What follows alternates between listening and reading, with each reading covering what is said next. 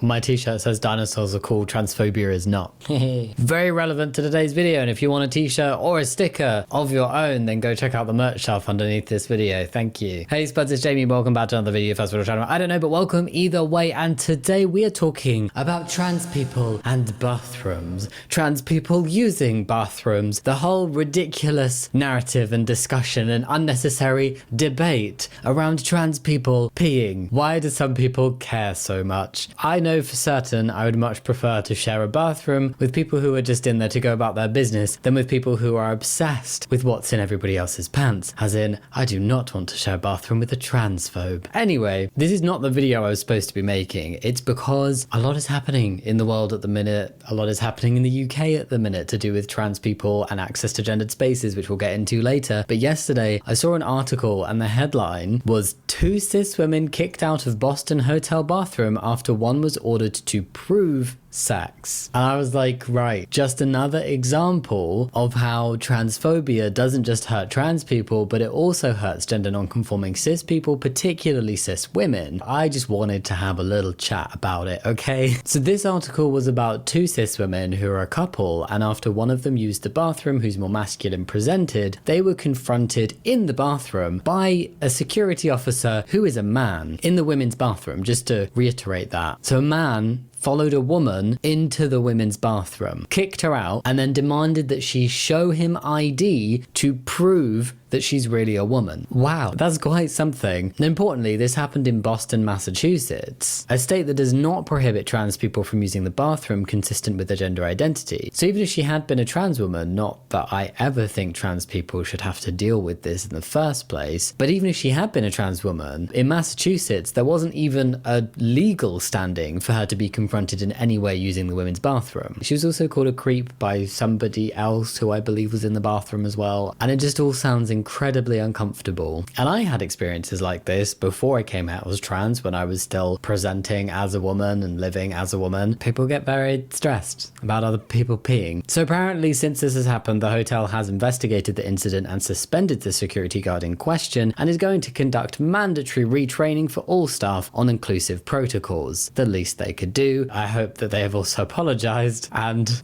done something nice for the woman who was asked to prove her gender and was harassed in the bathroom by a man. And this is a pattern that keeps happening time and time again, and keeps happening more and more frequently in recent times, where cis women are being harassed in bathrooms because people think they are trans women. Trans women are women and should always have just as much right to access women's spaces as cis women do. So why this is even an issue and happening in the first place is very confusing to me. There is no scientific, medical, logical, research-based, or moral reason to exclude trans women from the women's bathrooms or trans men from men's bathrooms. And as we're seeing more and more, this unfounded, bigoted, moral panic over trans women in women's spaces is actually just causing harm to a lot more than just trans people. It also very much impacts cis women as well, as can be seen from this tiny sample of headlines I found about incidences such as the Massachusetts one that just happened. Cisgender woman accidentally sent to male prison because she had masculine features. Grandma mistaken as transgender sent to all male jail. In that one, I believe it's because she took estrogen, so they thought she was a trans woman. Really bizarre. Women are getting harassed in bathrooms because of anti-transgender hysteria. Cis woman mistaken as transgender records being berated in bathroom. Cis woman confronted by police officers in Arizona Walmart restroom for looking too masculine. And a lot of the time, these people that are following these women into the bathrooms are men. How does that logic make sense? Oh yes, let's exclude trans women because transphobes see trans women as men. We don't want men in our women's bathrooms. And let's police bathrooms and scrutinize all women significantly more than we ever should, and then let men follow gender non-conforming women into the bathrooms and harass them and make them prove that they're really women. It's just rubbish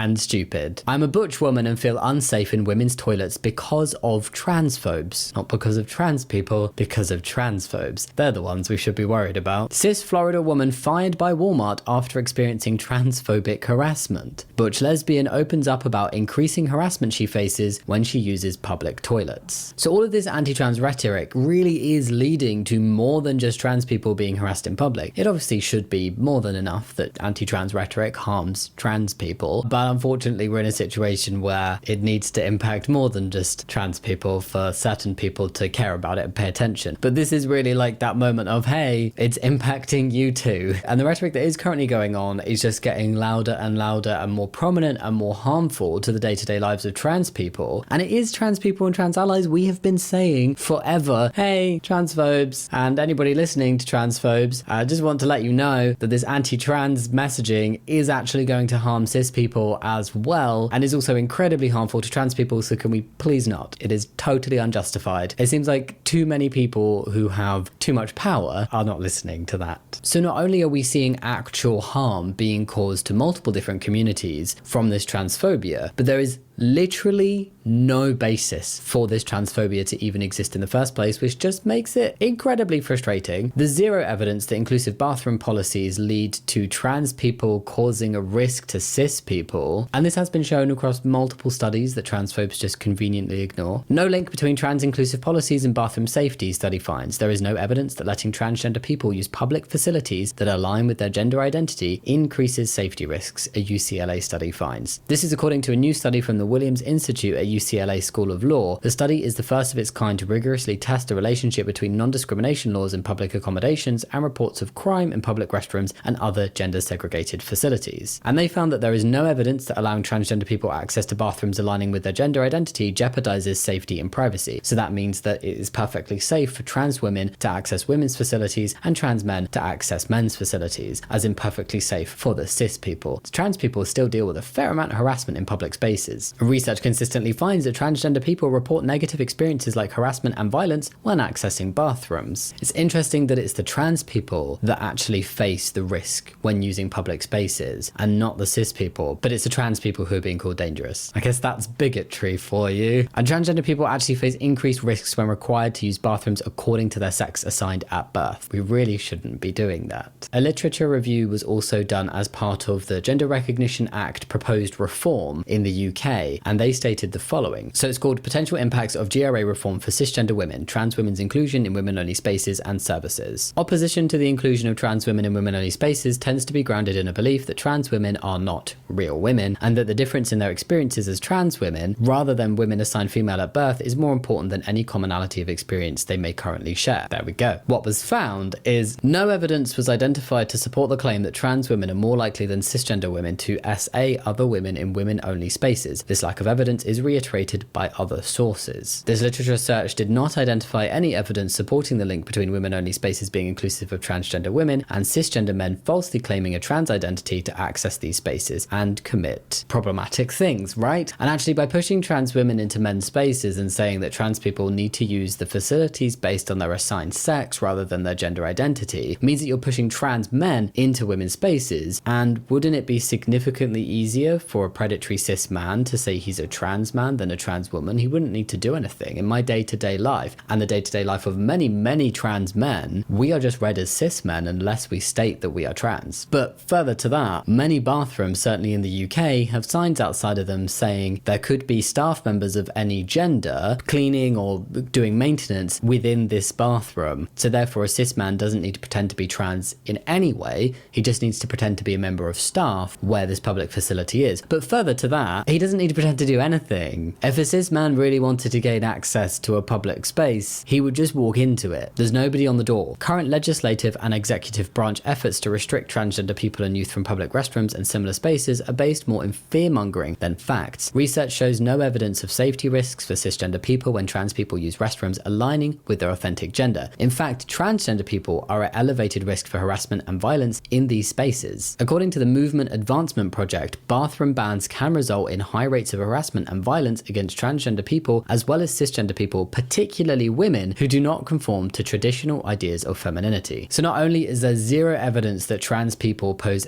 any risk to cis people when using gendered facilities, as in trans women pose no threat to cis women when using women's facilities because that is where 99% of the transphobia is targeted towards, trans women, there's actually evidence that transphobic bathroom policies lead to increased harm and harassment for both transgender and cisgender people, particularly gender non-conforming cisgender women. The amount of times that this will just be happening on a day-to-day basis where a more masculine presenting cisgender woman will be harassed and kicked out of and asked to prove her womanhood to people when using public facilities because of this anti-trans rhetoric that's going on at the minute. So we've already spoken about the many examples, and those are just the examples that are reported on, but the many examples where cisgender women are harassed and kicked out of women's spaces in public because people think they are trans women. And on top of this, research has found that transgender youth are at an increased risk of SA when forced to use the incorrect bathroom and changing rooms in schools. The 12-month prevalence of SA for trans youth fell somewhere between 17 and 26.5%. Youth whose restroom and locker room use was restricted were more likely to experience SA compared to those without restrictions. So all those people who are like, no, we must protect people within society from harassment and SA and violence, when they are being transphobic and proposing these transphobic bathroom laws, they're actually putting real life people at more risk of harm, of SA, of violence, of harassment, when allowing trans people to just use the bathroom of their gender literally poses no risk to cis people. When you actually look at the reasoning behind bathroom bans and why people want to segregate trans people within society and the real life impact of this on both trans and cis people, it makes less and less sense and becomes incredibly clear that it's come from nothing but ignorance and transphobia. Restricting trans people's access to gendered spaces does nothing to protect anybody, and in fact it puts certain people at an even higher risk. And what makes this even more ridiculous is that trans people have literally existed forever. We're not a new phenomenon, we're not a trend, we're not a fad, we're not fashionable right now. Being trans is just another way of being human, and trans people have existed for the same length of time that humans have existed. A lot of these transphobes that have so many issues will potentially have shared a space with a trans person at some point in their lives. It's not a guarantee because we are such a small percentage of the population, but it's not incredibly unlikely that throughout the time of your life and going into lots of public spaces that you will probably have shared a space with a trans person at some point. And guess what? Nothing bad happened and they probably never even knew. Trans people have been using public facilities for their gender, so trans women using the women's and trans men using the men's, for a very long time, okay? With no increase in assault towards cis people in this time. Anti-trans campaigners like to pretend and pose it as a, oh my god, look at this brand new thing that's just suddenly started happening, and with it being so brand new and we don't know what's gonna happen, look at this big increased risk to cis women. It's not new. I don't know why they're pretending that trans people haven't always existed and used public facilities, and I don't know why they're ignoring the plethora of evidence, both research-based and anecdotal, and just the mere fact that trans people exist and have been using these facilities for such a long time, and cis people have not been at any increased risk of violence from these trans people. I don't know why they ignore that. I mean, I do. It's because it doesn't match their narrative of transphobia, but it's very frustrating. I myself am a trans man. I'm 31 years old. I've been using the men's facilities in public places for 14 years. And I'm not exactly ancient in the grand scheme of trans existences, although sometimes being online and being 31, I do feel a little bit older now. Wow. But there are trans people in their 70s, 80s, 90s who have been using public facilities for a majority of their lives. And there are countless of trans people who came before us who used gendered public spaces. We are not new, and using gendered facilities in public that match our gender is not new either. It's similar to the sudden panic over trans women in women's sports. Bigots make it feel like it's a new phenomenon and it's something that has only just started happening in the last few years, and there's all this domination going to happen from trans women within women's sports. But the reality is that trans women have been able to compete in the women's category at Olympic level, so at the Olympic Games, since 2004. That is over 2 decades. And in that time, only 2 trans women have competed in the Olympics and neither won medals. This is not at all a negative on trans people or the trans women that competed, but that's not exactly domination. It's like with this recent FA ruling in the UK that trans women are no longer allowed to play football for women's teams. And they've done this when in reality there's less than 30 trans women playing women's football across the UK at the moment, and none of them are at professional level. Again, not a diss on trans women's ability to play football, just the facts of the matter that these extreme lengths seem to be being taken when there is zero evidence that it's even necessary. And there's also evidence that trans women don't have a biological advantage within elite sports. There's also the fact that at elite level of sports, everybody, trans and cis, has to pass certain criteria and certain certain tests. And there's also the fact that things like resources and access to training have a very large impact on people's abilities to excel in their sport. So I don't know what bigots, and specifically right now the FA, think they're achieving by banning these 30 trans women who, where many of them have been playing with their football teams for quite some time, and their teams are totally devastated by this news. No women are being protected here. We wait to see whether there'll be a challenge to the FA's decision, but quite clearly, great, lovely. But quite clearly, there are just under 30 players who've been playing football for some time under the FA's previous rules. They're not going to be able to play football now for a woman's team. That's honestly heartbreaking. People's entire friendship circles and social lives and everything will be built around these teams that they play for. And all these exclusions are just knee-jerk, unfounded reactions to loud, powerful bigots. They have no basis in actual reality and make no sense when you look into the facts of the situation. Trans people make up 0.5% of the population. We are half a percent of the population, okay? And this 0.5% that we are, instead of being the perpetrators of all of this violence and scary stuff that transphobes claim, are actually much more likely to be the victims of violence and SA than cis people are. As in, trans people are 4 times more likely to be the victims of violence as compared to cis people. Transgender women and men have higher rates of violent victimization than cisgender women and men, and trans people are less likely to report incidents to the police than cis people are. So tell me why, again, all this fear-mongering is happening towards the trans community. Oh yes, bigotry. So far in this video, we have learnt exclusionary bathroom rules harm both trans and cis people. Trans people pose no increased risk to cis people in gendered spaces. Cis men are not pretending to be trans women to access women's spaces. Trans people are more likely to be the victims of violent crimes than cis people are. Oh, and trans women have been competing in women's sports for decades with absolutely no domination. Transphobia honestly makes no sense, and I find it incredibly frustrating because transphobes just spout whatever bullshit they can think of, and once it's out there in the world and enough people have listened and it gets said on a big enough platform, they don't need to have backed it up. They don't need screenshots, they don't need citations, they don't need evidence, they don't need lived experience. They just need to have said it in the right way, or just said it at all to a big enough crowd of people that enough people in that crowd will believe it, and it is so hard to undo the harm that that causes. I sometimes feel like making videos like this is absolutely a waste of my time, because once it's already out there, despite everything I can say, sit here as a trans person with lived experience and show the experiences of other trans people and show all the research statistics and all the facts and all the science that there actually is out there that supports trans inclusion and shows why transphobia is harmful to more than just trans people as well. I feel like despite being able to do all of that, there'll be so many people that watch this and are just like, nah, bullshit, I'm not going to listen. I'm not going to listen to this because I heard Steve on his podcast last week say a sentence about trans women being dangerous. He didn't back it up with anything, but I'm going to believe Steve, It's just bullshit. Now it's time to talk about TERFs,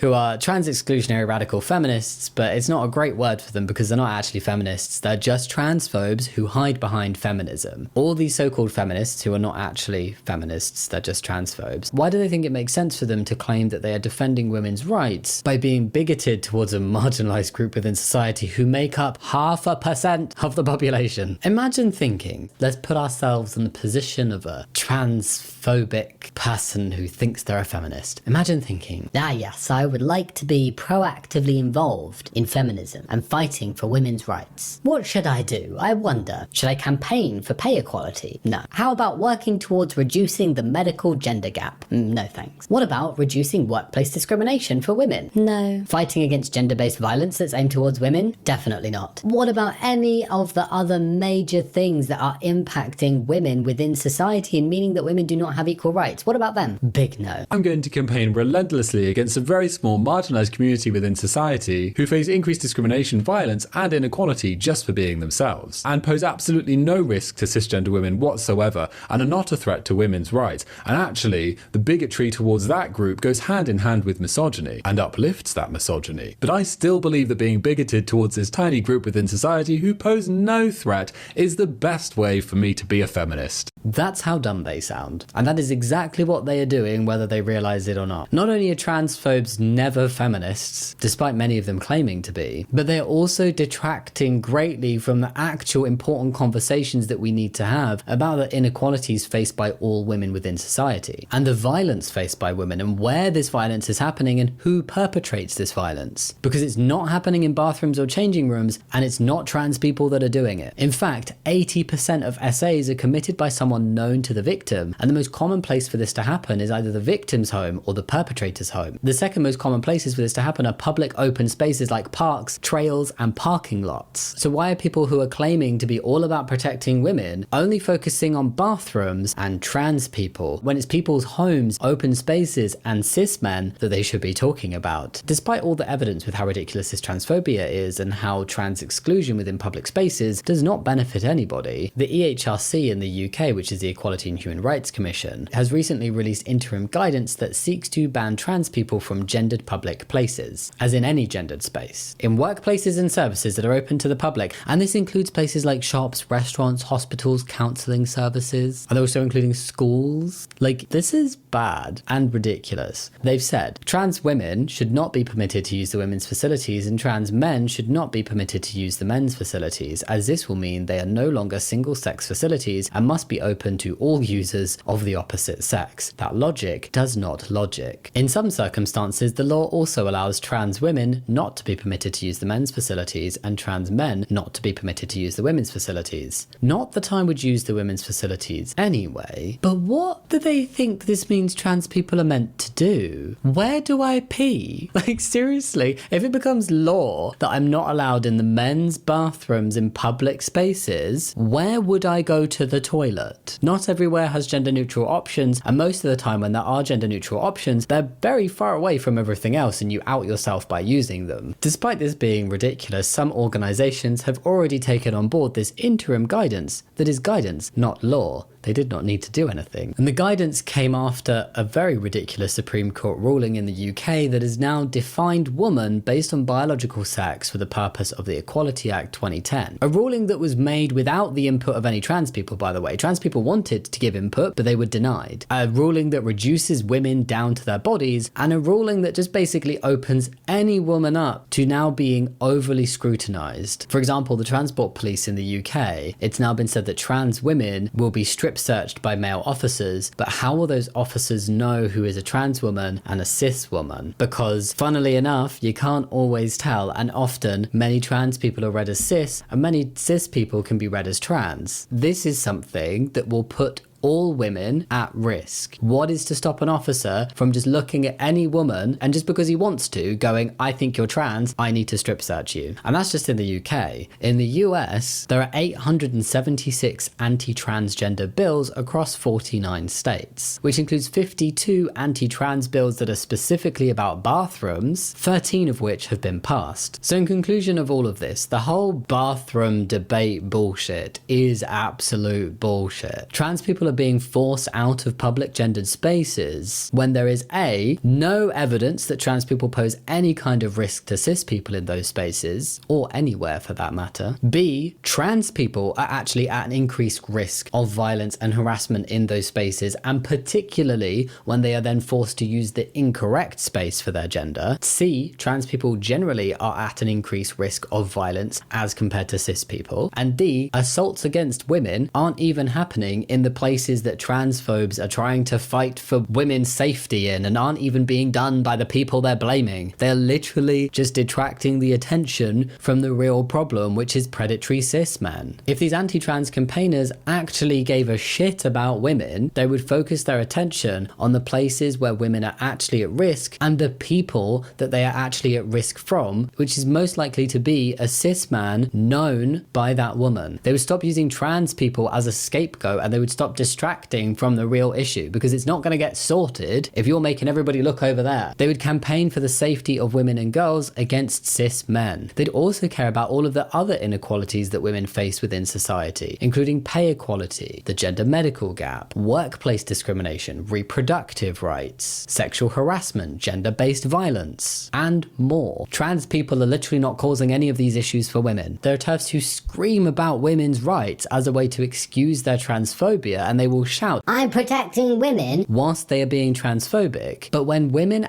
actually face discrimination and violence, they are totally silent. It is important as well to say that these cis women who are transphobic and claim to be feminists look even more ridiculous when we realize that trans people aren't the end goal. We're an easy target right now, but if you're not a cis, white, straight, middle class or above man, this type of rhetoric and misinformation that is currently harming the trans community has the potential to harm you too, and will most likely harm you too, even whilst it's still focused on trans people, as we've seen with cis women being harassed in public spaces. So this is definitely the whole voting for the leopard eating faces party and then being surprised when the leopard eats your face. It will eat your face. Yeah. I also often see a lot of transphobic people state that the left wing, aside from transphobia, although the Labour Party in the UK is showing themselves to be pretty diabolical on trans rights. Not every person who's part of the Labour Party, but quite a few of them. And it's like the only area of politics they agree with people like Trump on is trans rights. And they find themselves agreeing with far-right people on nothing but trans rights, and agreeing with misogynistic men on trans rights. And there's a reason for that. There's a reason why left-wing, liberal people, people who accept immigration, people who are not bigoted, people who are not racist, people who are not homophobic, there's a reason why the only issue you may agree with someone who is far-right or misogynistic or Trump on is trans people. And I think that takes a bit of thought. If people just sat down with that thought and they're like, why do I only agree with Trump on trans issues? Why am I finding myself agreeing with this absolutely abhorrent, misogynistic cis man that goes against everything I stand for, aside from trans issues? Why do I agree with him on that? Just putting it out there. Because punching down never fixes anything, never solves anything. It's never good for the people being punched on, and it's never good for the people punching down. And those that punch down are always at risk of becoming the next target. So